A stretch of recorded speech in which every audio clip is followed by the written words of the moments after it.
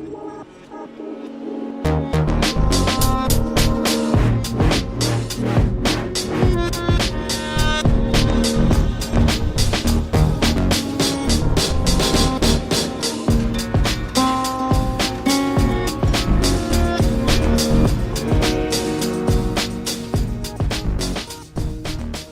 guys, this is Daniel. And this is Matthew. And we're that damn brand. Once again, coming to you live and in person. Daniel made the trek once more, so we're doing another high quality podcast just for you guys. Yep. So today, we're probably mostly going to be talking virtual reality since this is the second week in a row that Daniel's come by and brought his Oculus Rift. This time we have the touch controllers. We were able to expand our options a little bit and play a few, I'd say, more intensive games. A little bit would be an understatement. Pretty much every single game that we wanted to play last time required the touch. Well, true, but I mean in terms of like full immersion, I guess. Yeah, for anyone who listens to the podcast, they should know the touch is pretty much required. There are very few games that you can play without the touch, so... Yeah, well, I mean, we played a lot of Res Infinite, and that game was actually a lot of fun, and that didn't require the touch, but I'm curious, sure you can use it. Yeah, you can. I'm curious on how it plays with it. Maybe we'll give that a shot later, too, but who knows. So we've had a chance to play Echo Arena, which is for free on the Oculus Store.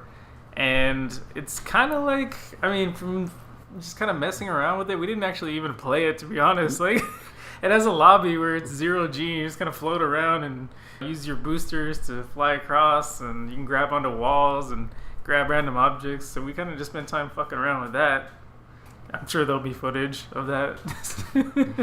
What did you think about that one? I really liked it. It was the first game that I played that was actually a game and not a tech demo.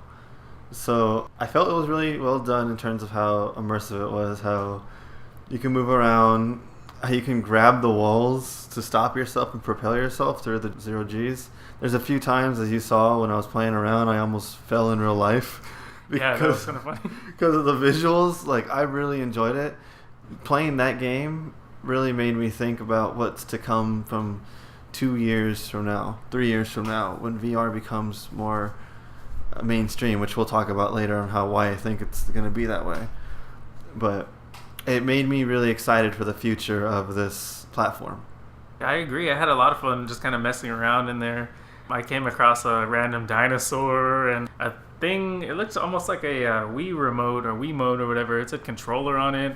There was a couple of like blue balls or purple balls, almost like those balls you would use in gym class to play dodgeball. And I did the DX suck it. And you know, like being able to control your limbs interdependently is actually kind of cool. I mean, you couldn't do the legs, but just your two arms interdependently is really cool. And that was a lot of fun, just kind of messing around in that. And then I know you had a lot of fun with Spiderman. Yeah, the Spiderman game was cool. I enjoyed just in the off time when they're telling you what to do to web random things and throw them around. That was a Spider-Man Homecoming virtual reality experience. I assume it was an app that they made to tie in with the movie. Relatively short. It's probably more like a tech demo again than a game, but it was really cool.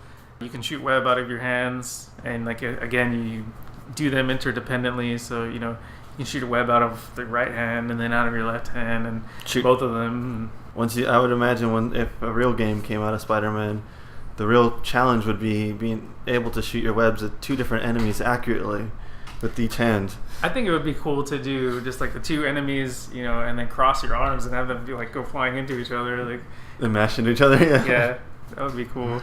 I could see really a lot of potential from an actual VR Spider-Man game. I think that would be a hell of a lot of fun.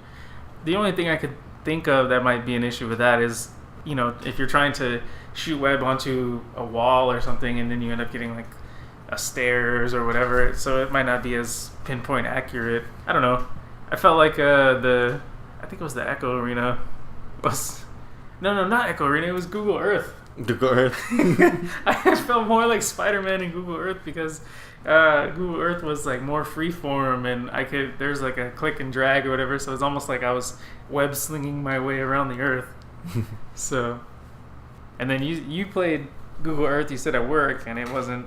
Yeah, I played at work, but at work we only have we have a graphics card that was from 2013, so it's really not that powerful. That was rendering issues. I was able to fly around, but things wouldn't render while I was flying around. So, that kind of took away from the experience. Yeah, and then you didn't know that there was Street View either. So. Yeah. I was doing it when I wasn't supposed to. Well, I mean, it's the fact that you can use VR at work is pretty impressive. I wish I could kind of use VR to weld stuff, but that seems counterintuitive. But Google Earth was actually a lot of fun. I went to, I think it was Italy first. Oh no, it was Japan first. Japan. Japan. We were trying to find was it Akibara or whatever, the Japanese arcades and all that stuff, but we didn't know where the hell anything was. It was more just like looking around randomly trying to find shit. Did we see anything cool in Japan? I don't remember. No, not really. It wasn't until I think no, Japan, you had the one where you were on top of the dude. Oh, yeah. The street view. There was one street view where I was looking around and I was like, this is kind of cool. And then I just happened to look down and it was like on top of a guy. That was kind of cool. And then I checked out Rio de Janero. We were looking for like the favelas and stuff from Call of Duty, like the rundown shacks. And we found somebody that was like, giving the peace sign to the Google Earth car or whatever. And they said gag on one of the walls, like in graffiti, right? Graffiti, yeah. Yeah. And then I checked out like solar eclipse. I still didn't quite get that one, but it was kind of cool. Just being able to spin the Earth using the controllers and stuff, the touch controllers. It was kind of cool. And I think I checked out one more place, like the mountains in Switzerland. Oh yeah, the Swiss mountains. We found the bunker. Yeah. So the Swiss mountains were very nice. Like the scenery was fantastic. Google Earth the picture was great. And then I looked around and it looked like there was like a cave or like a hidden bunker, but of course we couldn't move towards it. Stupid government. So that was pretty cool. Google Earth was pretty cool as well.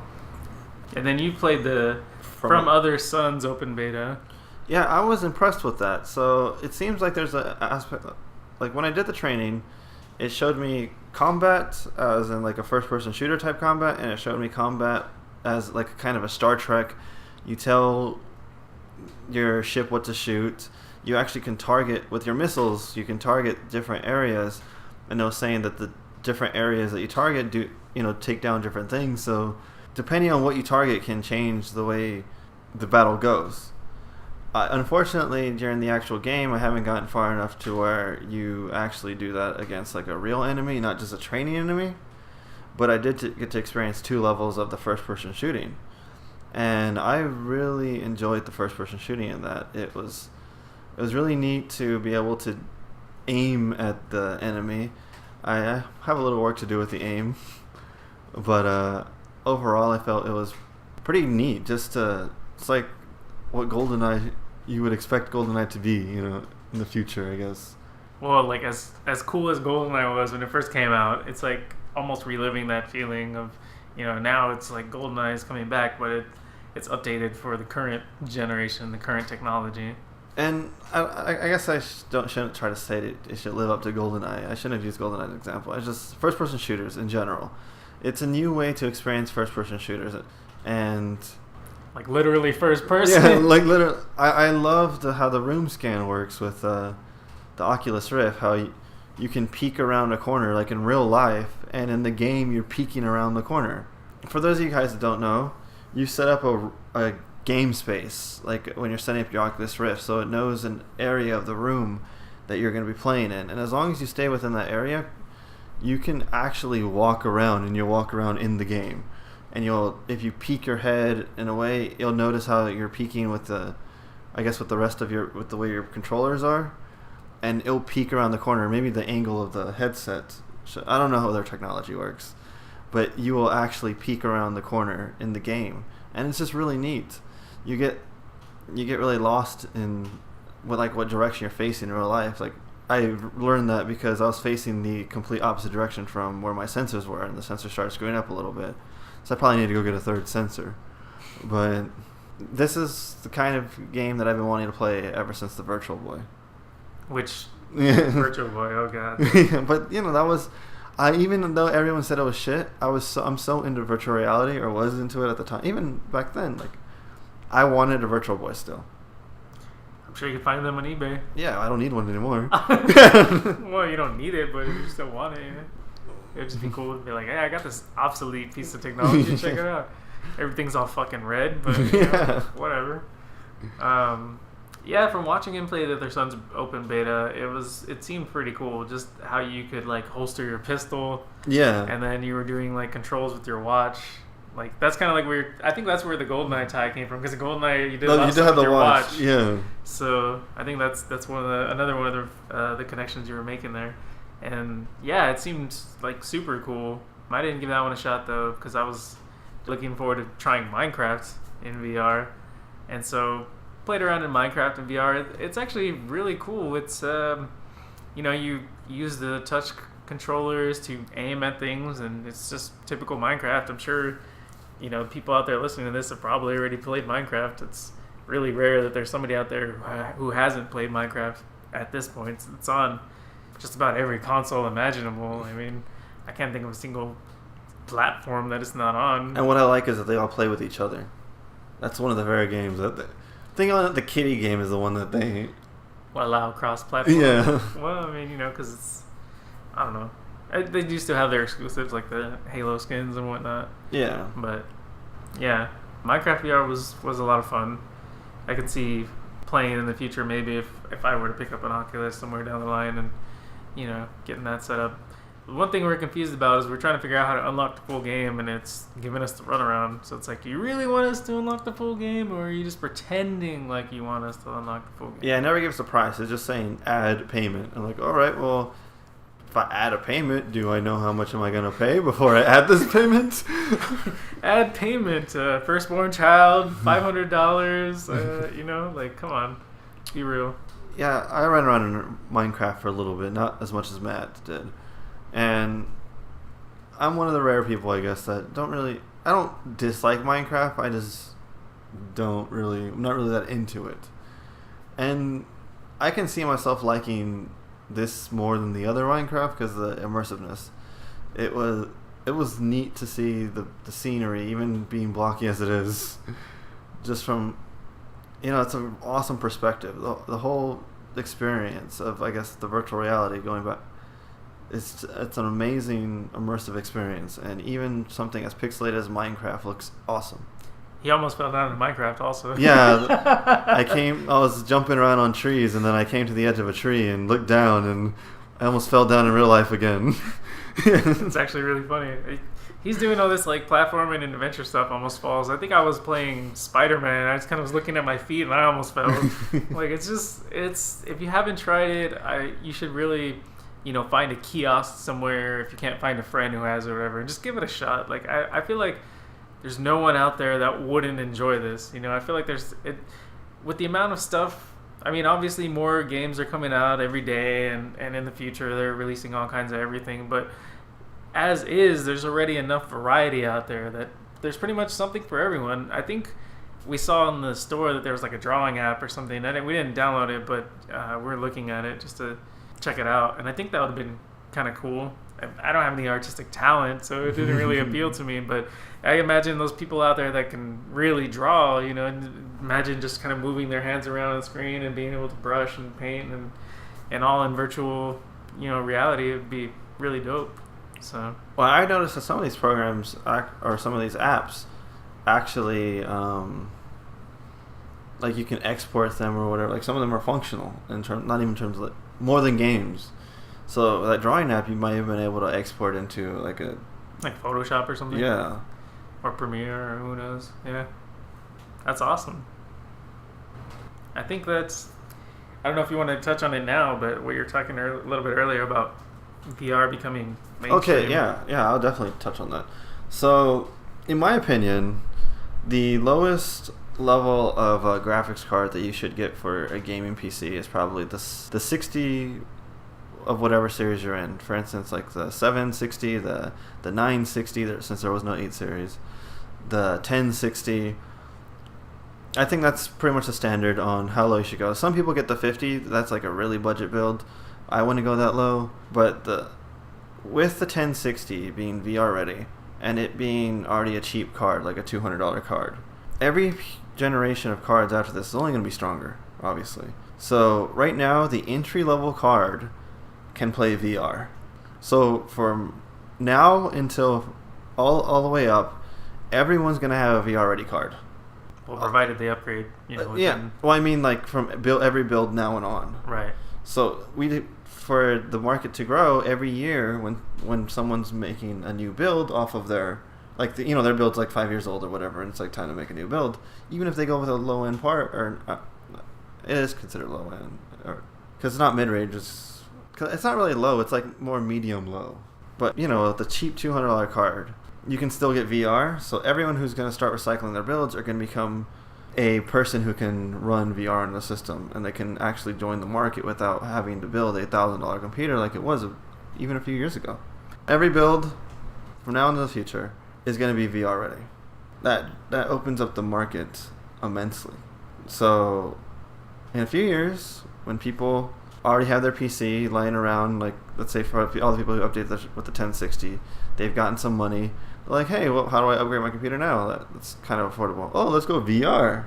I think there's going to be a market for it in a few years, because it's going to be more. The technology's here. I think this year was the first year the technology's here for the average person. Yeah, you're probably right.